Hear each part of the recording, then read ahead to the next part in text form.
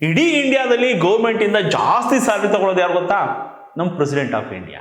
ಅವ್ರಿಗೆ ತಿಂಗಳಿಗೆ 5 ಲಕ್ಷ ರೂಪಾಯಿ ಸ್ಯಾಲರಿ. ಇವ್ರದ್ದೇ ಹೈಯೆಸ್ಟ್ ಅಂದ್ಕೊಂಡ್ಬಿಟ್ರ ಈ ರೆಕಾರ್ಡ್ ಬ್ರೇಕ್ ಮಾಡಿ ಇವ್ರಿಗಿಂತ ಜಾಸ್ತಿ ಸ್ಯಾಲರಿ ತಗೊಳ್ಳೋರು ನಮ್ಮ ಕರ್ನಾಟಕದಲ್ಲೇ ಇದ್ದಾರೆ ಕಣ್ರಿ. ನಮ್ಮ ಹೆಣ್ಣು ಮಕ್ಕಳಿಗೆ ತಿಂಗಳು 2,000 ರೂಪಾಯಿ ಕೊಡ್ತಾರಲ್ಲ, ನಮ್ಮ ಗೌರ್ಮೆಂಟ್ ಗ್ಯಾರಂಟಿಗಳಿದಾವಲ್ಲ, ಆ ಗ್ಯಾರಂಟಿಗಳನ್ನು ಅನುಷ್ಠಾನ ಮಾಡೋದಕ್ಕೆ ಅಂತಲೇ ಒಂದು ಸಮಿತಿ ಇದೆ. ಅದರ ಅಧ್ಯಕ್ಷರಿಗೆ ನಮ್ಮ ರಾಷ್ಟ್ರಾಧ್ಯಕ್ಷರಿಗಿಂತೂ ಜಾಸ್ತಿ ಸ್ಯಾಲರಿ. ಮೊನ್ನೆ ಫೆಬ್ರವರಿ ತಿಂಗಳಲ್ಲಿ ಇವ್ರಿಗೆ ಕೊಟ್ಟಿರೋದು 6.5 ಲಕ್ಷ ರೂಪಾಯಿ.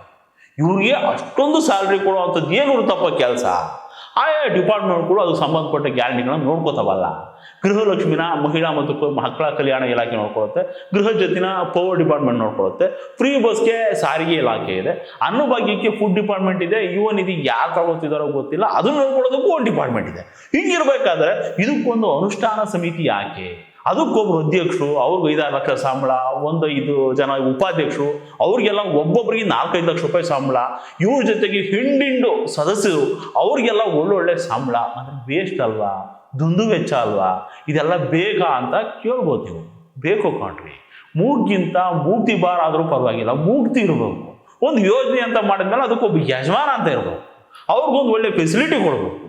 ಕೆಲಸ ಇರುತ್ತೋ ಬಿಡುತ್ತೆ, ಅದು ಬೇರೆ ವಿಷಯ.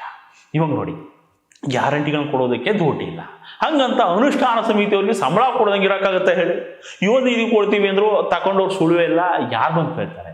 ಮನೆ ಯಜಮಾನಿ 2,000 ಅಂತ ಹೇಳ್ತಿದ್ದಾರೆ, 6 ತಿಂಗಳು ಕೊಡ್ತಿದ್ರು ಯಾವ ಹೆಣ್ಣುಮಗಳು ಬಂದು ಕೇಳ್ತಾಳೆ ಹೇಳಿ?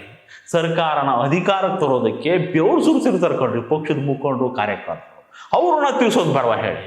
ನೀವು ಕೇಳ್ಬೋದು, ಸರ್ಕಾರದ ದುಡ್ಡು ನಮ್ಮ ತೆರಿಗೆ ದುಡ್ಡು, ನಮ್ಮ ಬೆವರಿನ ದುಡ್ಡು ಹಿಂಗೆಲ್ಲ ಪೋಲಾಗ್ತಿದೆ ಅಂತ. ಅದು ಹೆಂಗಪ್ಪ ಸರ್ಕಾರ ದುಡ್ಡು ನಿಮ್ದಾಗತ್ತೆ?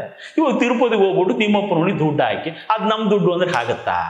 ಜೇಬಲ್ಲಿರೋವರೆಗೂ ನಿಮ್ದು, ಉಂಡಿಗೆ ಬಿದ್ದ ಮೇಲೆ ಅದು ತಿಮ್ಮಪ್ಪಂದು. ಹಂಗೆ ನಿಮ್ಮ ಹತ್ರ ಇರೋವರೆಗೂ ನಿಮ್ದು, ಟ್ಯಾಕ್ಸ್ ಕಟ್ಟಿದ್ಮೇಲೆ ಅದು ಸರ್ಕಾರದ್ದು. ಅವ್ರಿಗೆ ಹೆಂಗ್ ಬೇಕೋ ಹಂಗೆ ಖರ್ಚು ಮಾಡ್ಕೊತಾರ್ಬೋದು. ನಿಮ್ಗೆ ಏನಾಗಲ್ಲ. ಅದನ್ನೆಲ್ಲ ಕೇಳೋದು ನೀವು ಯಾರು? ಓಟ್ ಹಾಕಿದೀವಿ ಅಂದ್ಬಿಟ್ರೆ ಅದಕ್ಕೆ ದುಡ್ಡು ಕೊಟ್ಟಿರಲ್ವ ಅವಾಗಲೇ? ಅವ್ರು ಖರ್ಚು ಮಾಡಿ ಗಿಮಿಕ್ ಮಾಡಿ ಬಂದಿರ್ತಾರೆ. ಅವ್ರು ಲೀಸ್ ಪೀರಿಯಡ್ ಮುಗಿಯೋರ್ಗು ಸುಮ್ಮನಿರ್ಬೇಕು. ಅವ್ರದ್ದು ಲೀಡರ್ಗಳು ಕಾರ್ಯಕರ್ತರು ನೋಡ್ಕೋಬೇಕಲ್ಲ.